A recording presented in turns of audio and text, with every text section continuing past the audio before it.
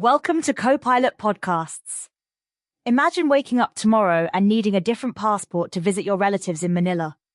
Today, we're diving into a controversial proposal that's shaking up the Philippines, the call for Mindanao's independence. Yeah, this is a pretty intense topic that's gotten everyone talking, especially after former President Duterte's recent statements about wanting Mindanao to separate from the rest of the Philippines. And we're not just talking about casual comments here, there's actually a proposed movement being organized, right? Exactly.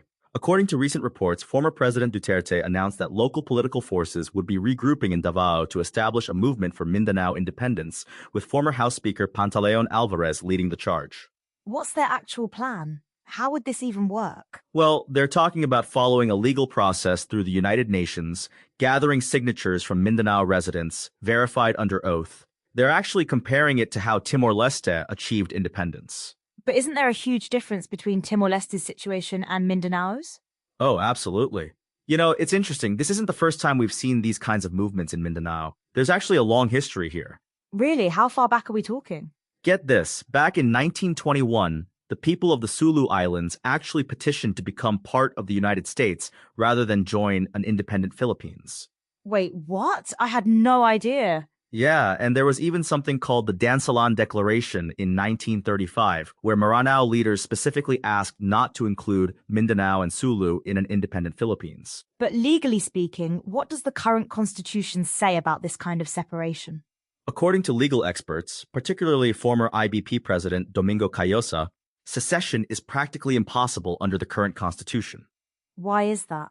The constitution explicitly protects territorial integrity, basically, the state's right to defend its borders and territory. Even if they got every single person in Mindanao to sign, it wouldn't be enough. But they can still express their desire for independence, right? That's correct.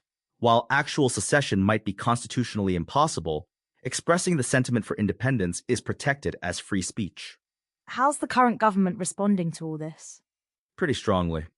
National Security Advisor Eduardo Año has stated that any attempt to secede will be met with, and I quote, resolute force. That sounds pretty definitive. Yeah, and Interior Secretary Benjamin Abalos Jr. has emphasized that secession would disrupt decades of effort to build unity among all peoples and ethnicities. Let's talk about the practical side. What would separation mean for the average person? Well, looking at the population numbers from the 2020 census, Mindanao has about 26 million people. That's roughly 24% of the Philippines' total population. That's a significant number of people. And interestingly, Mindanao actually has a higher population growth rate than Luzon, 1.79% compared to 1.68% annually. What about the economic impact? That's where things get really complicated. Mindanao is one of the wealthiest regions in terms of natural resources and contributes significantly to the country's GDP. So separation would affect the entire country's economy? Absolutely. And it's not just about resources. We're talking about disrupting established trade routes, business relationships, and family connections that span the islands. Are there any alternative solutions being proposed? Actually, yes. Some are suggesting federalism as a middle ground. This idea goes back to José Rizal, who first outlined it in 1889. How would federalism work? It would divide power between a central authority and regional governments, giving places like Mindanao more control over their affairs while maintaining national unity. That sounds more feasible than complete separation. And it's gaining popularity. The current president, Bongbong Marcos, actually won as a member of the Partido Federal ng Pilipinas, the Federal Party of the Philippines. What would federalism mean for Mindanao specifically? It could mean having more control over economic policies, infrastructure projects, and even disaster management strategies, while still remaining part of the Philippines.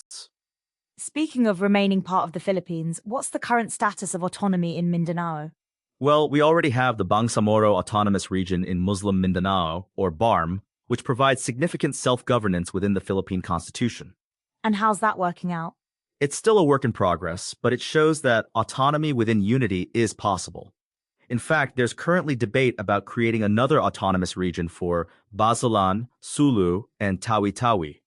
Really? How's that being received? The BARM leadership actually opposes it, saying it could undermine existing peace agreements and might be unconstitutional. It seems like there's no easy answer here. No, and that's what makes this such a complex issue. It's not just about politics, it's about identity, resources, and decades of history. Let's talk about the practical challenges. What would happen to things like passports and citizenship? That's actually a crucial point. Under the current Philippine Passport Act, there's no provision for regional or separate passports. It's a unified national system. So that would need to be completely restructured. Exactly. And it's not just passports. We're talking about completely new systems for everything from currency to international treaties. What about the impact on families spread across different islands? That's one of the most significant human impacts. Many Filipinos have relatives across different islands. Separation would mean international borders between family members. That sounds incredibly complicated. It is, and it's why many local Mindanao leaders have actually expressed opposition to the separation idea, despite the historical push for independence. What do you think is driving this renewed push for independence? According to various sources, it's largely about frustration with the Manila-centric development and bureaucracy. Some feel Mindanao isn't getting its fair share of progress. But is separation really the answer to that? That's the big question. Many experts suggest that reforming the current system, perhaps through federalism or enhanced autonomy, might be more practical than complete separation. What about the international community? How would they view a potential separation? Well, unlike Timor-Leste's case, there isn't a clear historical or legal basis for separation. The international community generally favors territorial integrity unless there are exceptional circumstances. So what's likely to happen next? Based on the government's strong stance and the constitutional barriers, actual separation seems unlikely. The focus might shift more toward reform within the current system. It sounds like we're looking at evolution rather than revolution. Exactly. The challenge is finding ways to address Mindanao's legitimate concerns while maintaining the unity that has defined the Philippines for generations. As we wrap up, what's the key takeaway for our listeners? I think it's that while the desire for independence reflects real grievances, the path forward might lie in reform and increased autonomy rather than separation. The strength of the Philippines has always been in its diversity. Maybe the goal should be making that diversity work better for everyone. Well, that brings us to the end of today's episode of Co-Pilot Podcasts.